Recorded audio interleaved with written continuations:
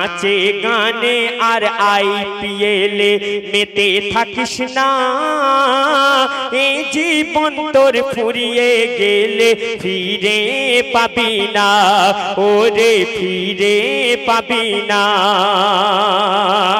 বর্তমান যুগ, বাচ্চা বাচ্চার হাতে মোবাইল, দেখবেন সবাই মোবাইল নিয়ে। আমি মেটিয়াপুর থেকে এসেছি, এটা চালতাবেড়িয়া এরিয়া। আমি এখানে শিক্ষার হার কেমন জানি না, কিন্তু আমাদের মেটিয়াপুরের বুকেতে শিক্ষার হার বিগ জিরো বললে চলে। কারণ কি জানেন, আল্লাহর রহমত যে ওখানে ওই হাটগুলো আছে, আল্লাহর রহমতে আমাদের এরিয়ার ছেলেদের ওই টেনশনগুলো নেই। যাই করে একটুখানি কারবার চালু করলেই, হাটে গিয়ে বসলেই আল্লাহর রহমত, দেশ বিদেশ থেকে বাইরে থেকে কাস্টমার আসে, যদি সেটিং হয়ে যায় তো মাশাআল্লাহ। আমার নিজস্ব একটা ব্যবসা আছে, এই সারা রাত গজল গিয়ে ফের আবার ওখানে গিয়ে জয়েন করতে হবে। তো যাই হোক, বাচ্চা দেখবেন খুব একটা পড়াশোনা করে না, খুব বেশি হলে মাধ্যমিক 12, এর থেকে বেশি পড়াশোনা করেন। কারণ কি জানেন, চাকরির আশাটা করে না।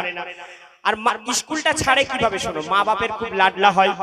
মাকে এসে বলে, আম্মা আব্বা এত বড় ব্যবসা সামলাচ্ছে একলা, আমি দেখে আর সহ্য করতে পারছি না, আমি আর পড়াশোনা করব না, প্লিজ তুমি আব্বাকে বুঝিয়ে বলো আমি পড়াশোনা ছেড়ে দিয়ে আব্বার সাথে ব্যবসায় হাতে হাত লাগাবো, আব্বারও সুবিধা হবে।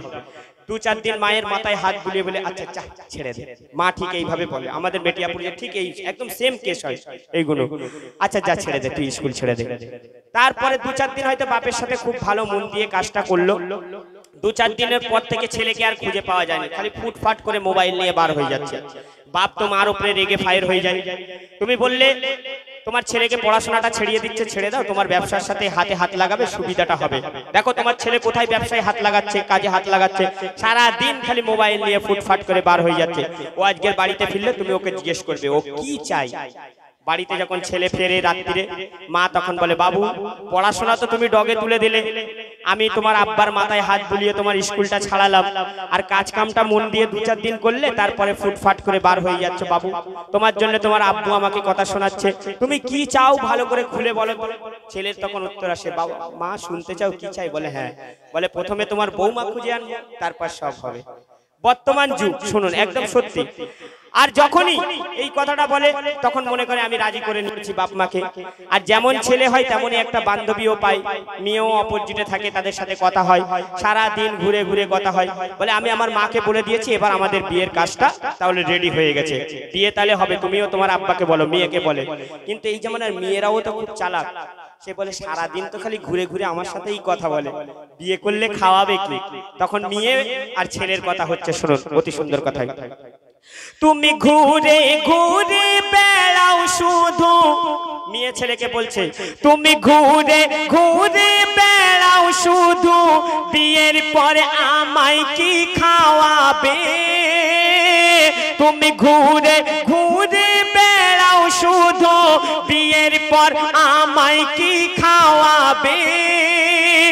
ছেলে তখন বুদ্ধি করে করে করে বলছে, সত্যি কি খাওয়াবো? তখন বলছে ভালো তো বাসো। বলছে ভালোবাসায় আর পেট চলবে না, কি খাওয়াবে বলো? বলছে শোনো তাহলে কি খাওয়াবো। ও গো ঘুরে ঘুরে বেড়াও শুধু, বিয়ের পর আমায় কি খাওয়াবে? বলছে কেন? আমি মেলায় বসে ঘুগনি বেচবো, তুমি জিলেবি ভাজবে। আমি মেলায় বসে ঘুগনি বেচবো, তুমি জিলেবি ভাজবে। মেয়ে তখন বলে খুব চালাক, ফাঁদে পড়ে গেছি। তখন মেয়েও বুদ্ধিমান করে বলছে, মধু কি খুশি দেখো, মেয়েও বুদ্ধিমান করে বলছে হ্যাঁ সারা জীবন তার মেলা হবে না, মেলা আজ না হয় কাল উঠে যাবে, একটা ঈদ পার্বণ জলসা এইসবে মেলা হয়, তখন কি করবে? বলছে শোনো, ও গো মেলা যখন উঠে যাবে তখন কি করিবে? ও গো মেলা যখন উঠে যাবে তখন কি করিবে? ছেলে বুদ্ধি করে করে বলছে ভালো তো বাসো। বলছে ভালো তো বাসি, কি করবে বলো? বলে মেলা যখন উঠে যাবে তখন কি করিবে? ছেলে বলছে কেন? আমি রিক্সা চালিয়ে হাঁপিয়ে পড়বো, তুমি হাওয়া করিবে। আমি রিক্সা চালিয়ে হাঁপিয়ে পড়বো, তুমি হাওয়া করিবে। তোমার পকেটে নেই মানে দাও কেন বড় বড় ফোটানি? তোমার ভাগ্যে আমি তো দূরের কথা, জুটবে না কোনো কানে।